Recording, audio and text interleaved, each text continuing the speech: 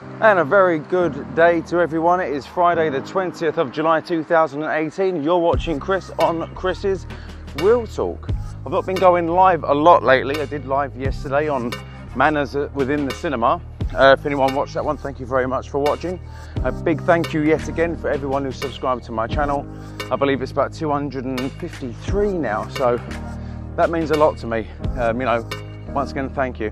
So I've had a request from one of my subscribers it's a very bold thing for her to do, plucking up the courage in order to ask myself and Double Decker Anton this question for a suggested video.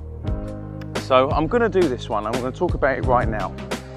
I'm not going to go live with it because I have very limited data, so I can upload this when I get some Wi-Fi.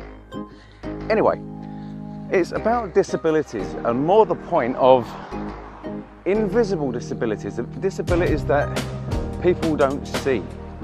A lot of people think or assume that when someone has a disability, they have to look disabled.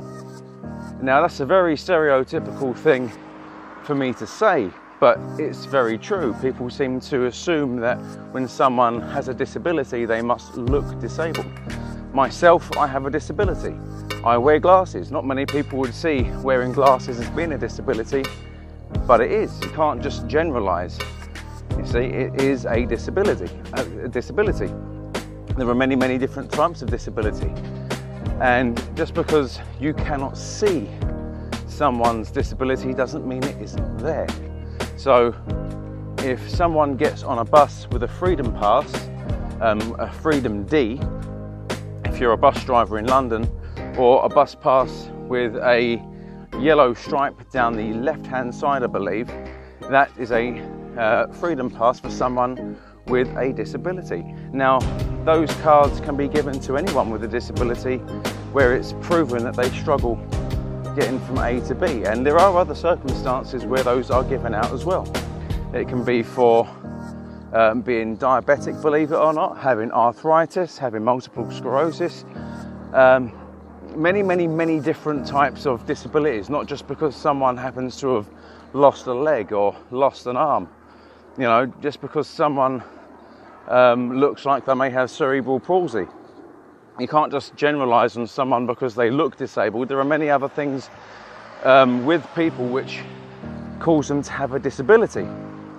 So that being said, when it comes to buses throughout the country, there are people being alienated when they get on a bus because they may not look like they have a disability. They may not be able to stand for very long. So if they do ask you quite nicely, as they're entitled to, if they can sit down in one of the seating areas that make it easier to board or alight the bus, you know, instead of being nasty towards someone or saying, why should I move? The easiest thing to do would be to say, yes, of course. Because I'm pretty sure someone isn't just going to ask you to move for the sake of asking you to move, because that would be rude. If someone asks you if they can sit in one of the, I'm going to say easy access chairs, then it's literally for a reason. They need to sit there. Or they may not be able to stand up on the bus. Or they may not be able to go to another seat where it'd be difficult for them to either get to or get off before the doors close. The driver may not know. And that's another thing, is we don't always see when someone has a disability or a freedom pass. The bus I drive, for example, is one of those Boris buses. You can get on 3 different doors and there are 4 different oyster readers. They can tap on any of those. I will only see Freedom D at the front of the bus. If you get on the bus with a freedom pass anywhere else on the bus, I won't know that, you see.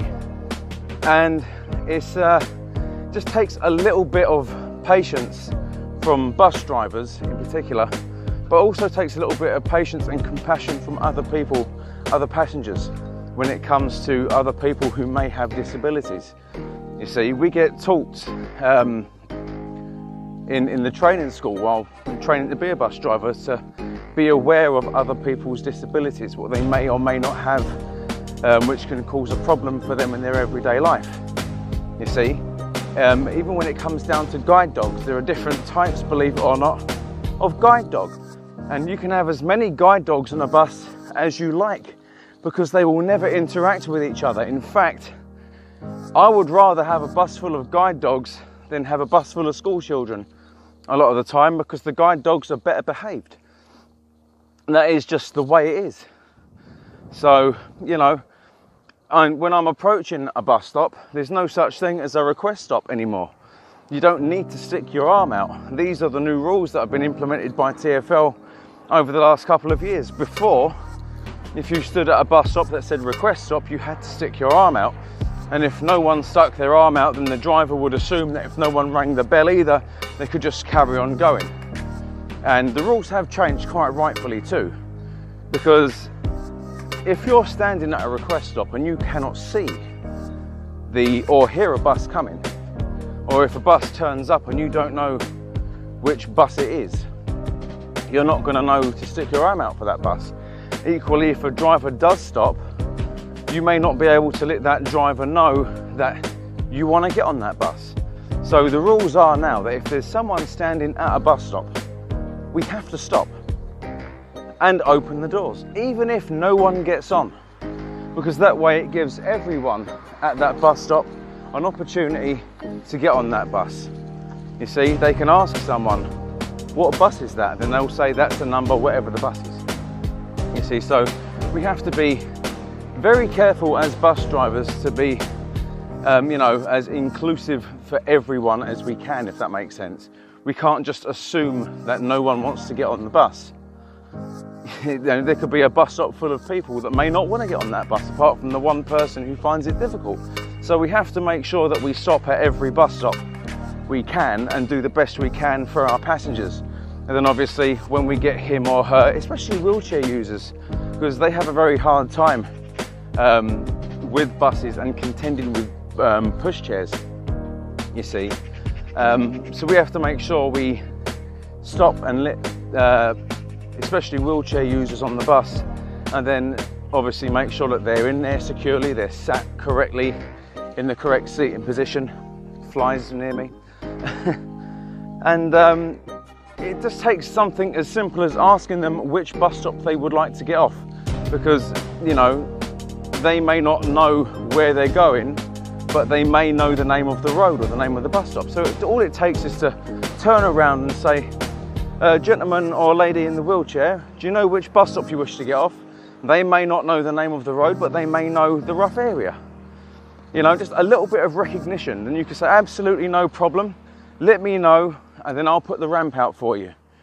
You see, it's something simple as that which can make travelling from A to B for someone with a disability just that little bit easier. Even if someone doesn't have a wheelchair and yet they find it difficult getting on and off of the bus because of the step. No matter how close you get to the curb, some people may not be able to lift their legs. So in that instance, you can ask them, would you like me to put the ramp out for you? Because the ramp isn't just for wheelchair users. Someone who finds it difficult to raise their legs and actually get on the bus may find it more convenient to use the ramp to get on and off as well. So you have to be very conscious of what's going on at every single bus stop, and also what's going on in your bus at any given time. And also driving as safely and as comfortably as we can. I've said this many, many, many times, that being a bus driver isn't just about going from A to B. We have to take our first consideration with a hell of a lot of respect. You know, our first consideration as bus drivers, as bus operators, is the safety and comfort of our passengers at all times.